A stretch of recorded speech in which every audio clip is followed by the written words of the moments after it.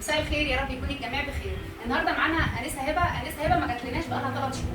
طب احنا مطلعين هبه معانا ليه؟ هبه جايه النهارده الجلسه الشهريه بتاعتها. طبعا الجلسه الشهريه اخرتها لنا شويه بعد 3 شهور، بس الميزه ان هي جايه مش زي ده جروب. طب احنا مطلعينها زي ما قلت ليه؟ احنا مطلعينها عشان الناس اللي بتقول اصل انا لما ببطل دايت او بقعد من الدكتور الدايت او ببطل النظام الغذائي برجع اتخن اكتر من الاول. الكلام ده طبعا غلط. طب ليه غلط؟ عشان انت ما مشيتوش اسلوب حياه.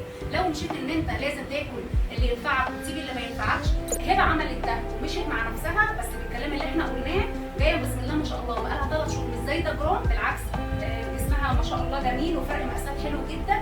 جايه ما شاء الله. هبه كانت بتشتكي من رجليها زي ما قلنا قبل كده، اللهم بارك. جايه لنا النهارده فراشه. هي النهارده فراشه اليوم. احنا مطلعينها عشان دي بادره امل للناس اللي هي بتقعد تقول اصل انا بعد الدايت برجع ازيد. لا، شوفوا هبه وشوفوا عملت ايه هبه، وانتوا تعرفوا ان الواحد ما بيرجعش يزيد. لا بالعكس، انت بتمشي اسلوب حياه. خد ان هو اسلوب حياه، عمرك ما هتزيد. انا كنت ماشيه زي ما انت قلتي بالظبط على كل حاجه. كنت عارفه ايه اللي ما يهمنيش عشان انا ماشيه مظبوط، اللي هو ما اضطرش ان انا ارجع تاني واي حاجه. ده واخده اسلوب حياه من حضرتك، فبصراحه انا بشكرك جدا جدا يا حبيبتي. انصحي بقى الناس، قولي لهم ان الواحد لما بيمشي اسلوب حياه ما بيرجعش. لا بالعكس، انت بتشتري صحتك وبتشتري نفسك. ممكن خست اكتر ويشتري صحته فعلا، ان هو ما بيتعبش ولا بتحصل له اي حاجه. زي ما الدكتور قالت ده اسلوب حياه.